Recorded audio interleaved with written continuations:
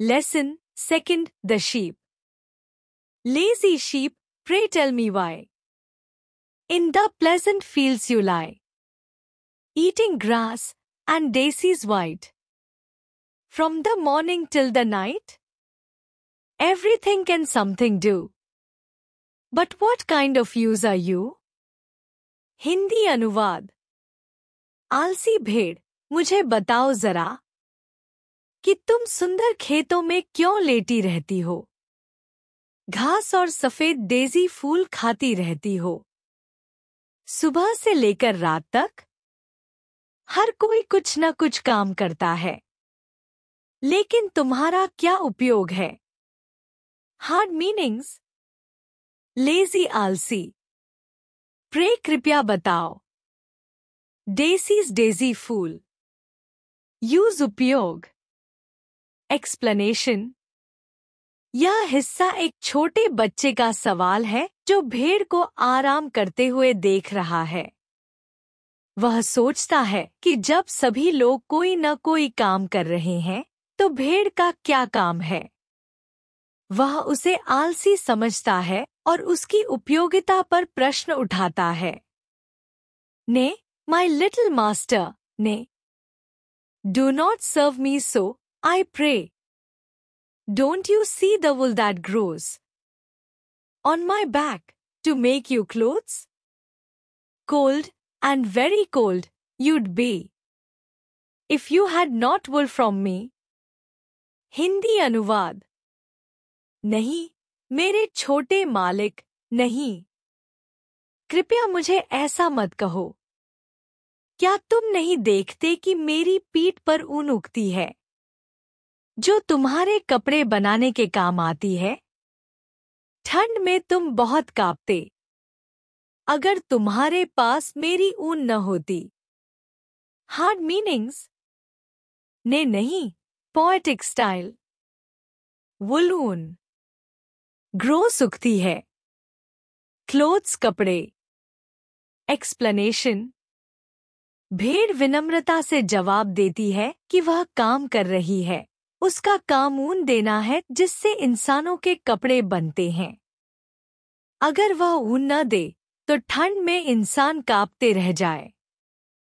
यह जवाब कर्म और उपयोगिता की गहराई को दर्शाता है। True, it seems a pleasant thing to nip the daisies in the spring, but many chilly nights I pass on the cold and dewy grass, or pick a scanty dinner where all the commons brown and bare. Then the farmer comes at last, when the merry spring is past, and cuts my woolly coat away, to warm you in the winter's day. Little master, this is why in the pleasant fields I lie. Hindi अनुवाद। हाँ, यह तो सही है कि बसंत में daisy फूल खाना अच्छा लगता है, लेकिन मैं कई ठंडी रातें ठंडी और रोज से भीगी घास पर बिताती हूँ, या बेमुश्किल कुछ खाने को खोजती हूँ वहाँ जहाँ मैदान सूखा और उजाड़ होता है। फिर जब बसंत बीत जाती है तो किसान आता है और मेरी ऊनी कोट को काट लेता है ताकि वह तुम्हें सर्दियों में गर्म रख सके। छोटे मालिक, यही कारण है कि मैं इन सुंदर खेतों में लेटी रहती हूँ। Hard meanings. निप, हल्के से खाना, ड्यूई, ओस से भीगी, स्कैंटी, बहुत कम मात्रा, कॉमन, गांव का सार्वजनिक मैदान, वुली कोट, ऊनी कोट, मैरी, आनंददायक। एक्सप्लेनेशन। भेड़ यह भी बताती है कि उसकी जिंदगी बाहर से भले आसान दिखे, लेकिन असल में वह भी ठंड, भूख और मौसम की मार झेलती है। और अंततः उसका बलिदान, ऊन कटवाना, लोगों को सर्दियों में गर्मी देने के लिए होता है। कविता का अंतिम संदेश यह है कि हर प्राणी का एक गहरा और अनदेखा योगदान होता है, भले ही वह दिखे नहीं। निष्कर्ष, कंक्लूजन। यह कविता एक कॉन्वर्सेशन के रूप में लिखी गई है, जहां एक बच्चा लेजी शीप से पूछता है कि वह पूरे दिन हरे मैदानों में लेटी क्यों रहती है, केवल घास और फूल खाती है और कुछ भी काम नहीं करती। शुरुआत में बच्चे को लगता है कि भेड़ यूजलेस है, लेकिन भेड़ बहुत ही शालीनता से जवाब देती है कि वह सिर्फ आराम नहीं करती, बल्कि उसके शरीर पर जो वूल उगता है वही सर्दियों में बच्चों और लोगों को गर्मी देता है।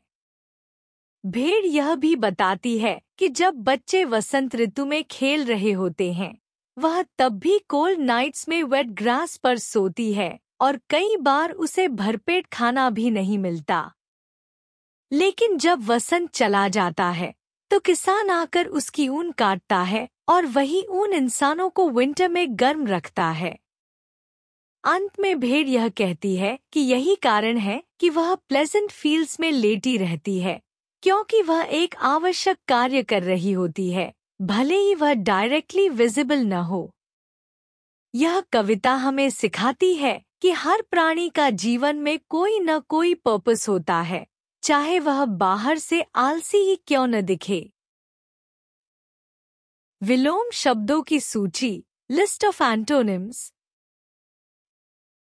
लेजी, आलसी, एक्टिव, सक्रिय।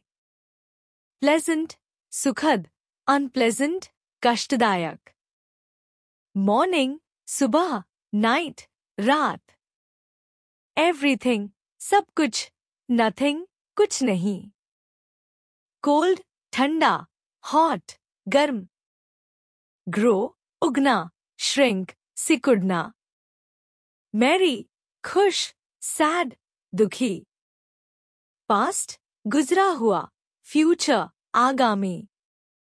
वार्म, गर्म, चिल, ठंडा करना। कॉमन, सामान्य खुला मैदान, प्राइवेट, निजी सीमित क्षेत्र।